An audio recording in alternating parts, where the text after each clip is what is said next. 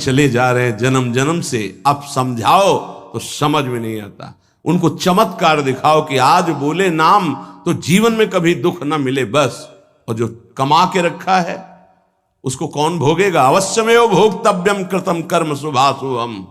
तुम्हारे जपने ना जपने से प्रभु में कोई फर्क नहीं पड़ता, तुम में फर्क पड़ जाएगा।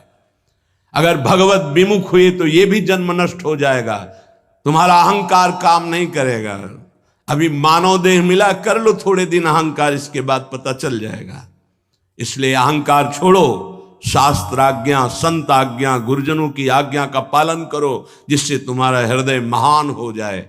उस महान को प्राप्त करने के लिए हृदय महान चाहिए। तुम्हारा स्वरूप ही है आनंदमय। जीव सहज सुख त्यागी, सहज सुख राशि। तू अपने को नहीं जान पा रहा, इसलिए देह भाव से पापाचरण कर रहा है। अरे सावधान रहना चाहिए। दूसरे की निंदा सुनने मात्र से उसके सारे पाप हमारे ऊपर आ जाते हैं।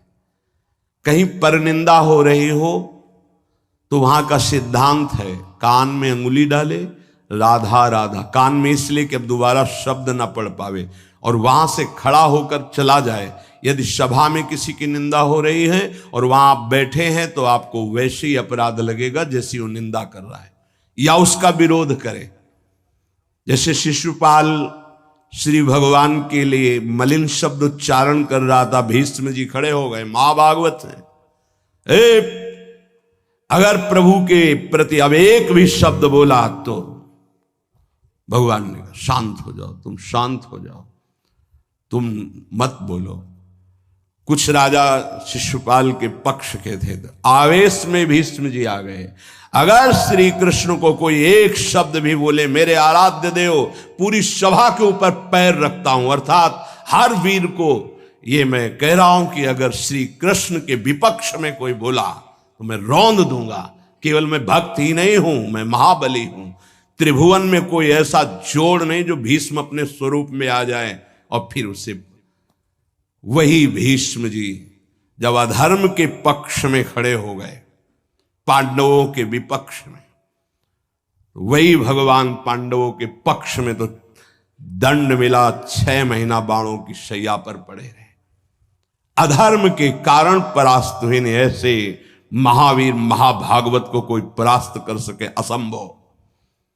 परम पावन गंगा जी के गर्भ में रहे, जिन गंगा जी का एक बूंद भी अगर शरीर छूटते समय चला जाए तो परम पद मिलता है, उनके गर्भ में रहे। अगर अधर्म का पक्ष ले लिया गया, अधर्म हो रहा है, सभा में बैठे हैं, तो उसी समय तेज नष्ट हो जाएगा, पुण्य नष्ट हो जाएगा, पाप का भागी बनेगा। जैसे भीष्म जैसे महापुरुष को भी बनना पड़ा।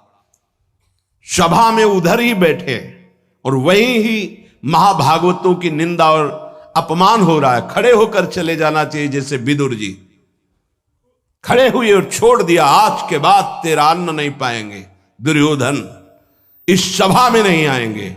जिस सभा में धर्मात्माओं की निंदा हो, उस सभा का त्याग कर दे। एकांत फूस की झोपड़ी बनाकर रहना पसंद, भिक्षा मांग के खाना पसंद, अधर्मियों का अन्न नहीं, अधर्म सभा का सेवन नहीं। तो भगवान विदुरानी जी के घर गए थे। पर निंदा सुन श्रवण मलिन, बचाना चाहिए श्रवणेंद्री को। जहां किसी की निंदा हो, अब तो शौक है इस बात का, निंदा करने का और सुनने का एक व्यसन है। अपने को बड़ा अच्छा साधक मान लेना, दूसरे को हे मानकर उनकी निंदा करना, ये क्या कर रहे हो? अपने जीवन को गर्त में गिरा रहे हो। पर निंदा किए ते आवत नहीं कछु हाथ, मूर्ख पर्वत पाप को ले चल अपने साथ। बचन दोष पर गाए, दूसरों के विषय की चर्चा करने का समय कैसे मिलता है लोगों को? नाम जप करो, अपने विषय में सोचो, तुम्हारा मंगल कैसे होगा, तुम निष्पाप कैसे होगे, तुम्हारे दुखों की निवृत्ति कैसे होगी, तुम अपने कर्तव्य का पालन कैसे करोगे, तुम्हारा धर्म क्या है, इस विषय में सोचो। दूसरों के विषय में बोलने की हमारे पास समय वृत्ति कैसे है? ना तो वृत्ति होनी चाहिए ना समय। पर निंदा सुनकर श्रवणेंद्री मलिन हो गई और पर निंदा करके वचन मलिन हो गए। और अपने प्रभु से विमुख होकर, हरि से विमुख होकर सब अपवित्र हो गया। शरीर अपवित्र, इंद्रियां अपवित्र, हृदय अपवित्र, स्वभाव अपवित्र। तुलसीदास व्रत दान ज्ञान तप शुद्धि हेतु श्रुति गावे, राम चरण अनुराग नीर बिनु मल अति नाश न पावे। खास बात कह रहे हैं, शास्त्रों में बहुत वर्णन है। पाप नाश के बहुत से उपाय हैं, बड़े बड़े व्रत, कृच्छ चंद्रायण आदि व्रत, उपवास करने से कुछ पाप क्षीण होते हैं, लेकिन पाप प्रवृत्ति का नाश नहीं होता। शास्त्र ज्ञान भी पाप निवृत्ति का उपाय है, तपस्या भी, बड़े उपाय शास्त्रों में वर्णन किए पाप नष्ट का। गोस्वामी जी कह रहे भगवान के अनुराग के बिना, भगवत प्रेम के बिना जड़ मूल से हृदय निष्पाप नहीं होता। पाप की जड़ है प्रवृत्ति, वासना, कामना, तृष्णा, स्पृहा, इनका जड़ से नाश हो जाता है जब हृदय प्रेम से द्रवित। अपनापन जब प्रभु से होता है, मेरे प्रभु, जहां हृदय में द्रवण क्रिया हुई, आंखों में अश्रु बहे, वो जो पवित्रता होती है, मम भक्ति युक्तो भुवनम पुनात, लोगों को पावन करने की सामर्थ्य उसमें आ जाती है।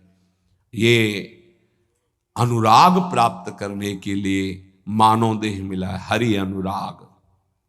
प्रेम प्राप्त करने, कहां प्रेम लग, जरा सी बात हमारे प्रतिकूल हो, हमारी गुरु निष्ठा, भगवान निष्ठा, पता नहीं कहां माया किस कोने में कर देती है कि उस समय में हम केवल उस सामने अनुकूलता को देखते हैं, प्रभु को नहीं देखते, प्रभु के विधान को नहीं देखते। ये नहीं समझ पाते कि हमारे सामने प्रश्न उपस्थित हुआ है, अब हमें अपनी इष्ट निष्ठा, गुरु निष्ठा को परिपक्व रखना है।